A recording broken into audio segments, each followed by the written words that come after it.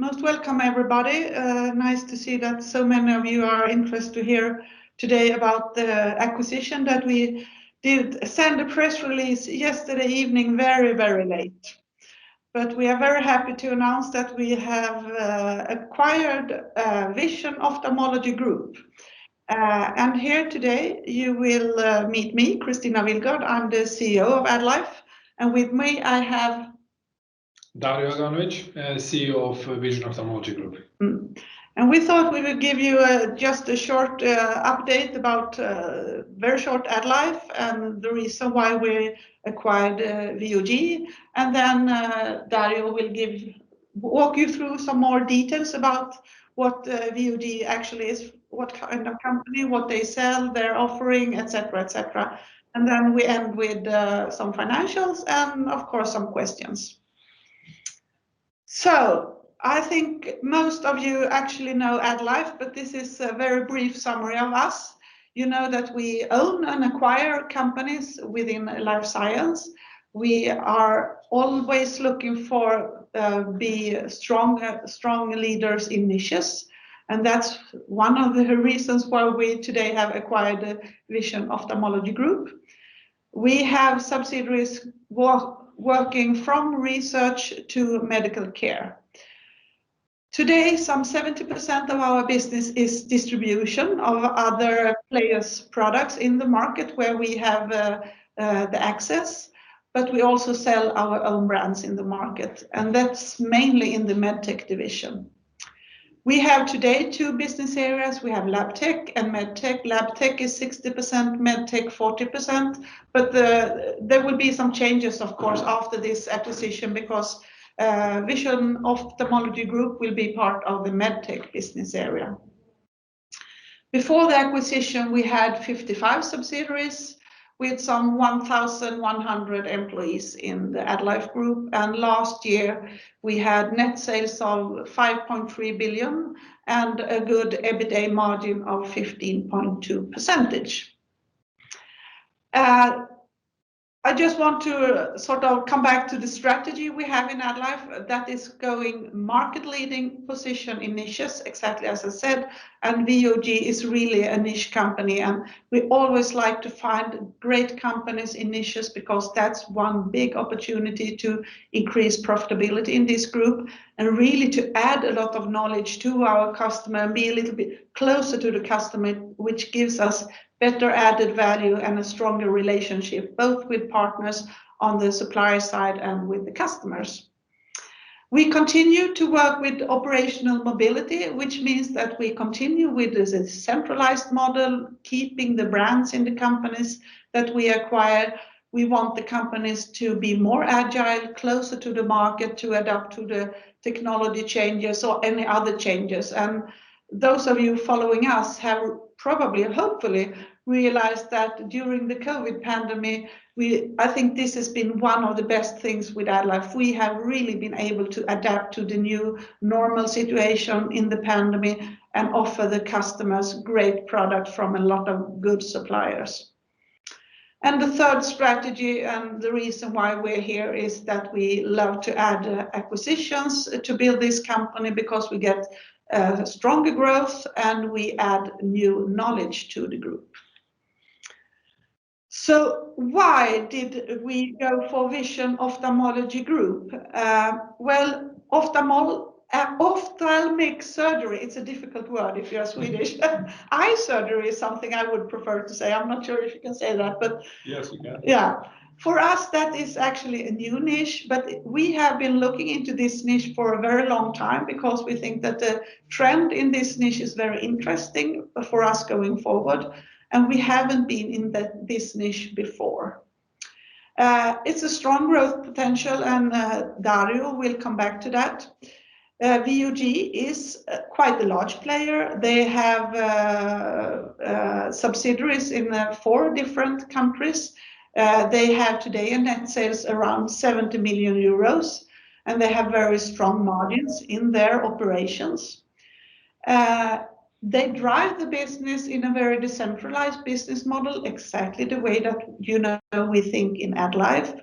with the subsidiaries close to the customer, and then with a common sort of platform where we can use resources in a good way.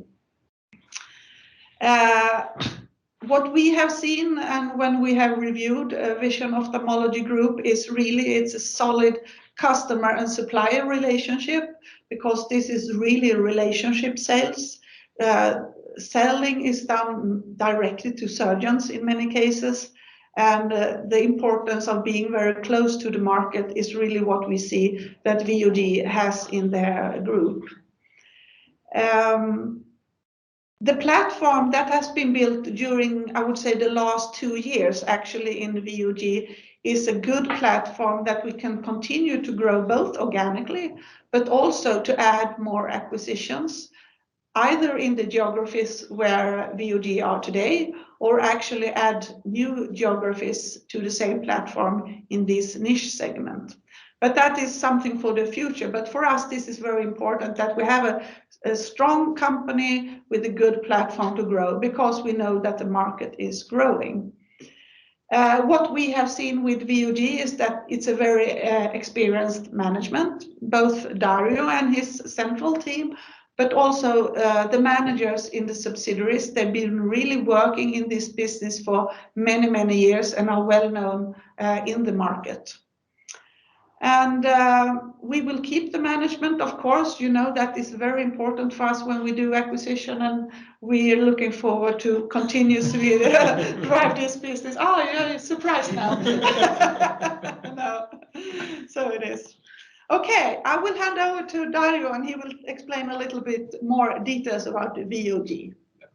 Thank you very much, Christina. Hi, everybody. Dario Aganovic, CEO of VOG. I'm super excited to be here today, and we at VOG are very happy to become a part of AddLife family. I've been with the company since 2019, and my previous experience, I've been doing similar jobs in pharmaceutical business. I've been in facility services before, so I'm a kind of a generalist. But fortunately, then the people in our subsidiaries who are running the business have, as Christina said, quite a long experience within the ophthalmology industry. That, as Christina said, he is very much relationship driven. So who is VOG then? VOG, we like to say that we are leading European distributor of surgical products for ophthalmologists. Now, ophthalmology, difficult to pronounce, but even more difficult to spell, as you can see here. And this is the right spelling with lots of H's and so on. Is a niche within medical industry, and ophthalmic surgery, you can say, is a niche within a niche. So we are very specialized at what we do. We distribute all the products that ophthalmic surgeon needs really to perform his or her job. Typically, what we work with, the most common kind of treatment is treatment of cataract. And the cataract, what is cataract is really clouding of a lens that all of us get at some point in life. If you live long enough, you get the cataract, clouding of lens, age-related, and the only way to treat that is basically through removal of a lens and putting in an implant, basically surgically. So whatever a surgeon needs to perform that treatment, a lens itself, the disposables, consumables, equipment for both diagnosing and doing surgery, all of that we provide to the surgeons. We provide branded goods from well-known manufacturers, but we also have a portfolio of our own private label products. We are active in several European markets. So you can see here on the map behind me, these dark areas here is where are our direct markets, where we have our own sales force on the ground. It's in Germany, Austria, Switzerland, Poland, United Kingdom, and Ireland. We have sales offices in these countries here. We're also covering this, a with light blue areas as well, through 2 ways. We have, some sub-distribution deals with the distributors in these countries, but we also sell our surgical kits, custom surgical kits to these markets. And these custom surgical kits, now, when you perform a surgery, for instance, cataract surgery, you can use lots of disposables, pull them together and perform a surgery, or you can buy a kit. So for each surgical treatment, you open one kit, you take out all disposables you need, you perform a surgery, dispose them off, and then in next surgery, you open a new kit. And these kits, they are custom made for different clinics. So we are making these kits, and we are manufacturing these kits in our plant in Germany, in Karlstein, in Germany. It's in northern Bavaria. Here, this red dot, I'm not really sure if you can see the colors there. And these kits we sell through our own distributors in these dark blue areas, and we sell them also through our distribution partners in the markets when we do not have a direct presence. So we are operating our business through 5 business units. So it is our 4 geographic distribution units that I just mentioned, Germany, Austria, Switzerland, UK, Ireland, Poland, and then we have these custom packs. We are covering, as we say, 7 service areas. With service areas, we mean treatment areas. I mentioned cataract; it's a big one. Refractive, glaucoma, vitrectomy, intravitreal injections, diagnostics, and practice services. We are serving about 4,500 customers in these our direct markets, and these customers are everything from a single surgeon in a privately owned clinic to a large university clinics. So and in between there are larger clinics, there are chains of clinics, and in most of the cases, the vast majority of these places, these customers are local. There are some international chains that are growing now, but the markets are very much local. We have a set of suppliers that are supplying these products to us. You say here approximately 50 suppliers. There are actually much more than 50 suppliers because the tail is very, very long. But we have 50 major suppliers, and they are providing to us approximately 15,000 items that we are delivering to our customers. Our workforce is currently about 190 people working in our organization. Majority of them, obviously, in commercial roles, since we see ourselves very much as a commercial sales-oriented company. But we also have product management functions. We have operations and logistics. As Christina mentioned here, with the turnover that we had last year was about 70 million euro. This was the year that was impacted by COVID pandemics. Now, this surgery, ophthalmic surgery, is in most of the cases an elective procedure. So basically, it is not that you can elect if you're going to do it or not, but you can control a time point to a certain extent, and this meant that many of the surgeries got postponed. It impacted our sales in 2020 by approximately 10%, which is, if you look at the market in general, if you look at our other listed competitors, they've been performing at average about 14 to 15% lower than they did the year before. So our performance was quite good in comparison with them. But still, we suffered obviously from COVID pandemics that is still ongoing to a certain extent. Pro forma EBITDA 13 million last year. Now, why is this so interesting market? As Christina believes, I really believe this is super interesting and with a huge potential. And the reason for that, it is driven by the underlying demographic factors that are playing in our favor. The eye diseases, they are age-related to a large extent, and specifically those that are treated with the surgical treatment, they are age-related. Here behind me, you can see the prevalence curve. So prevalence on the y-axis is percentage of prevalence, and on the x-axis is the age. And you can see here that with the increasing age, the prevalence of different diseases increases. The dotted line one is presbyopia. And presbyopia, that's the thickening of the lens that results in a loss of focus, and then you lose some visual acuity here. It's typically people in their 40s they start to get. You can treat it in many different ways. One of the ways is a surgical treatment. Most of the people treat it with the glasses, some with laser, but you can treat it also with the surgical treatment, remove need for glasses altogether. And then you have the cataract that I talked about, and cataract is kicking in when you're about 70. It is lifting up, and the prevalence is increasing drastically.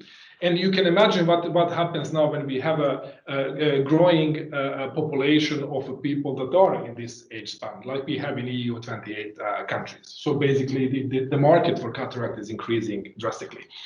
Glaucoma as well is increasing related with age. And then this disease here that's called AMD, age-related macular degeneration, that is increasing, especially in the higher age span, which is chronic illness that can be treated only through injections that you need to take frequently. So this is not basically surgical treatment you do one time and fix it. You need to continuously give these injections.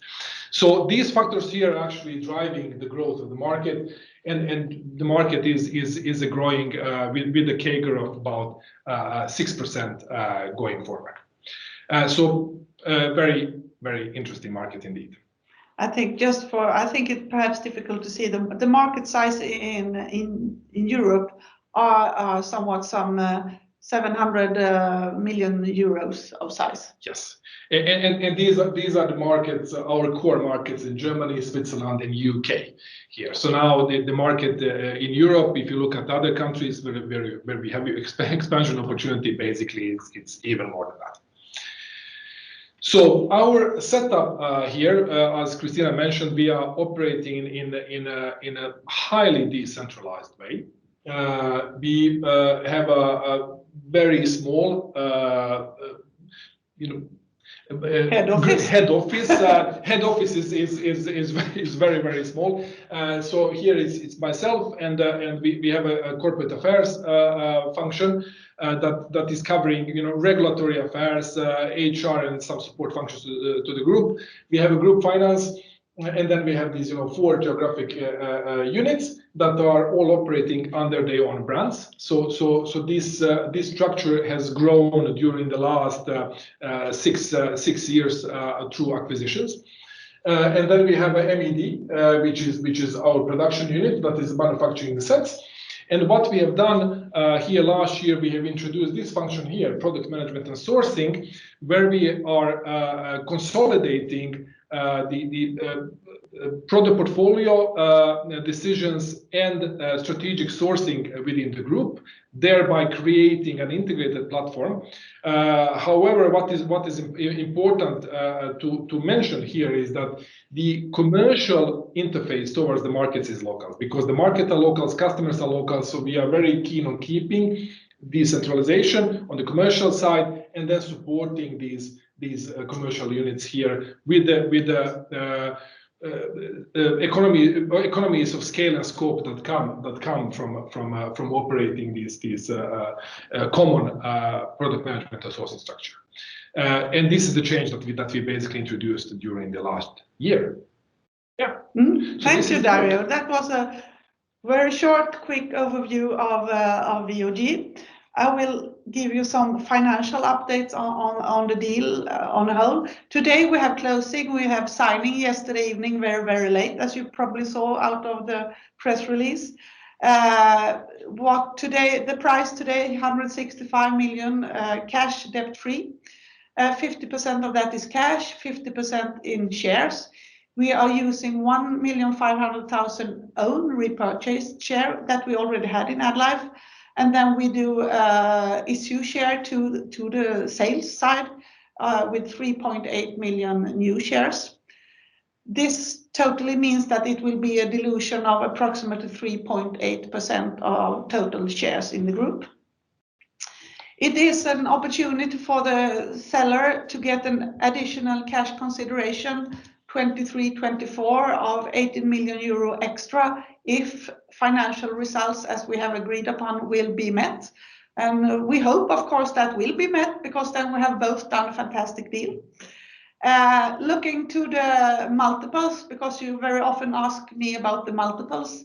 You know that normally we buy smaller companies and they are in the range of 7.5 times multiple EBITDA to EV/EBITDA multiple. This time, a larger company in this group, we came to an EV/EBITDA multiple of 12. We will give you more detailed pro forma accounts in our Q1 report that will be released on April 28th. But in the orange spot here, you can see that if we just take the sales we had in AddLife last year and add the VOG sales, we end up with a company of around 6 billion Swedish krona. It's a growth of 13% of top line, and EBITDA is then expected to grow with 16% to 930 million. But this is just for an illustrative point of view. This is not actually sort of the pro forma accounts, but this was just to give you a hint about what size do we get into AddLife in the group. And I would like to open for questions, please.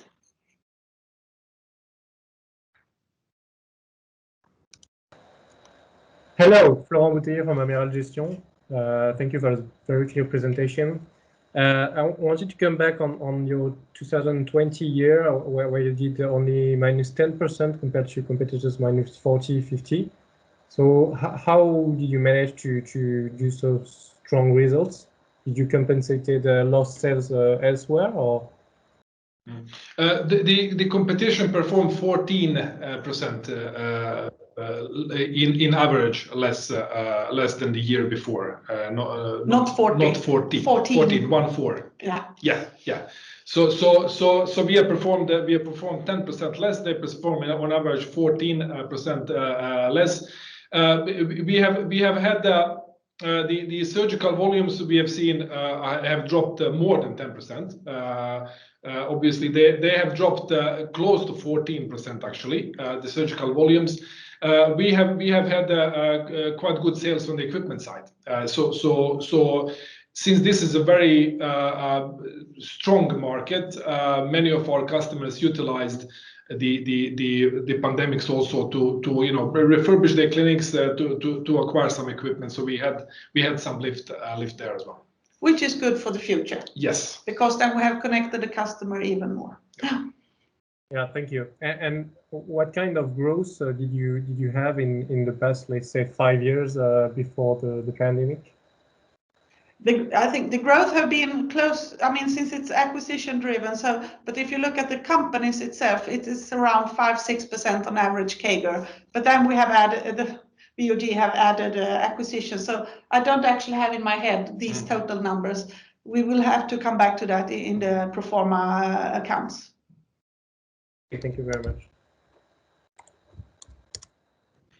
Can you tell me what is the percentage of consumables in the revenue mix versus equipment? Yeah, it's I'm gonna roughly. I would say 80%. Yeah, it is. You have. I'm thinking here, consumables. What do we mean with consumables? You have implantables, the implants, and you have the consumables themselves. So I would say about approximately 70%. Those two together. Yeah. And when you talk about implants, it's lenses. It's lenses. Intraocular lenses. Very yes, often. exactly. And why are you talking about pro forma EBITDA and not just about EBITDA? Because when we acquired this company, they have been driven by or owned by a PE company, and they have had depreciations that we will not have for the future. So it will look somewhat different when they are managed by us. So that's why we want to come back to you in the pro forma accounts with more details on how it will actually look after the acquisition. I think that's more fair than the figures that we have shown you here right now. Okay, and revenues were down 10%, and that was organic, if I understand correctly, last year. So there was no acquisition effect in there. And EBITDA, how did that develop, or EBITDA margin in the last year? That you were talking about cost savings. So how does that compare to the previous year? And suppose revenues would go up, let's say 10% again this year, and just calling out a number. Like what kind of upside would you have in your margin? If I look on the company, it's obviously so that 2019, when Dario and his team sort of came in as management here, they came in to do a big change in the company. So 2019, you see really bad results, I would say, because there are high one-time cost for reducing personnel. I think you reduced with some 50 people. Close to 50 people in 2019, and some of that cost goes also into the 2020 figures. So we have to sort of take away these one-time big costs to see it. But if you deduct for that cost, we see that the gross margins, or the margins before these one-times, have been very stable at around an EBITDA margin of around 18%. That's what we have seen in the business, taking away these one-time big ones. Does it give you the answer? Yes, if that's kind of the run rate going forward, regardless of, let's say, revenue growth that you could expect this year versus last year, then that is the answer, I guess. If we are a bit cautious, I would say if we can continue to run this business at least 18% EBITDA margin, I think we do a great job. Okay. That's quite high to be a distribution business. Yes, yeah. And that's driven by the private label business, like the own manufacturing, I would assume.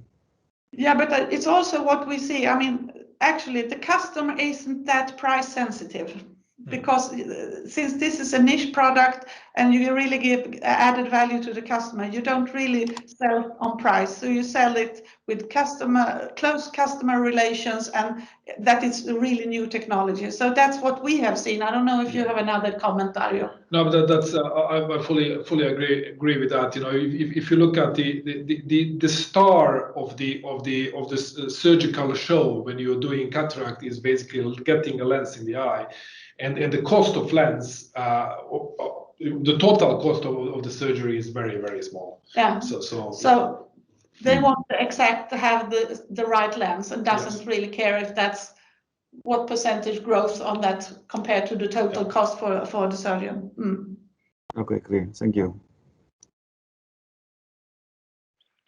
Hi, Daniel here from Danske Bank. Do you hear me? Yes.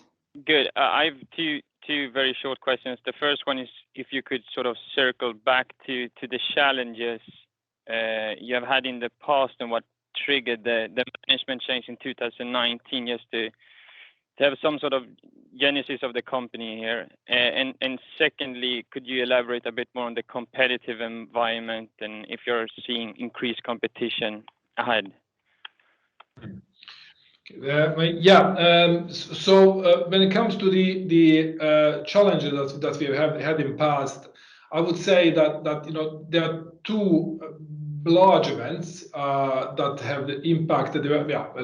One is an event, the second I don't know. But first of all is that we have had a regulatory change in one of our major markets, Switzerland, where the reimbursement system changed for cataract operations, and it changed from a let's say a full reimbursement model into a fixed cost model, which really made quite a high pressure on the prices for the supplies for cataract.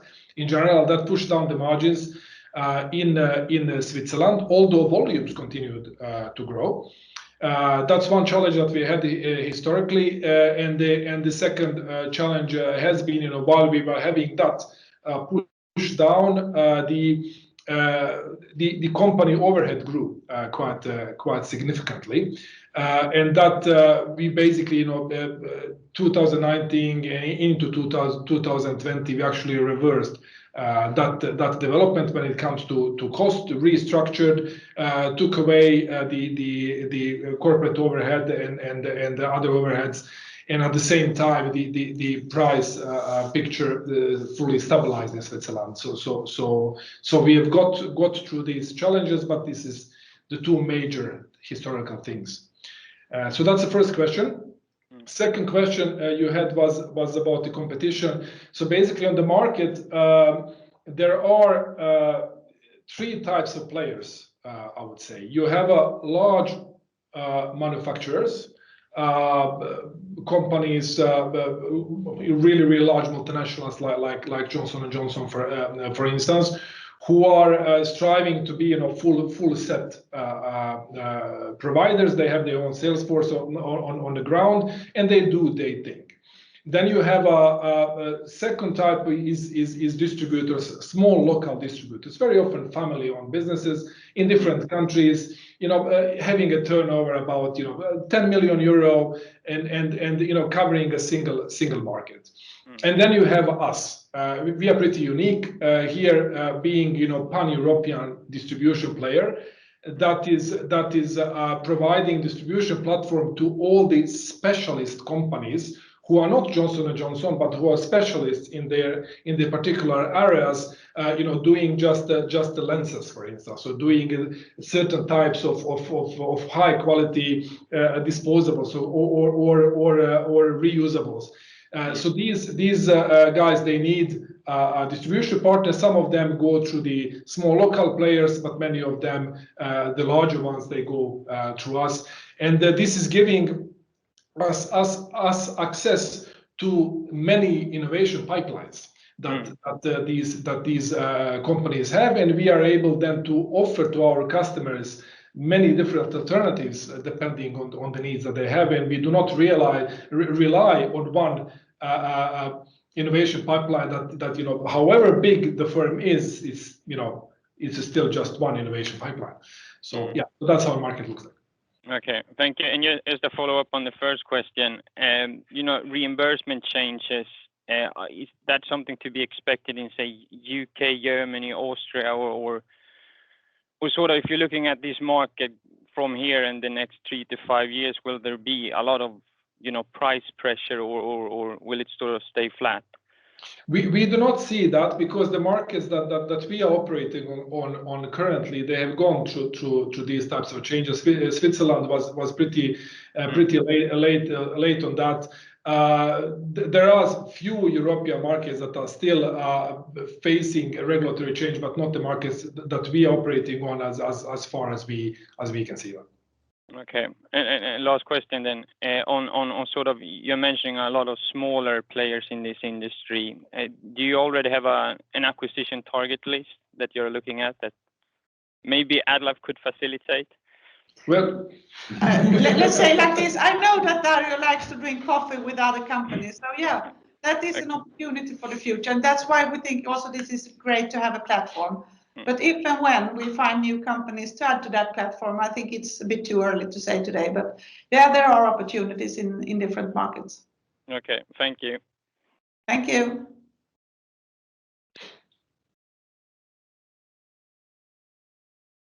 Okay, no more questions.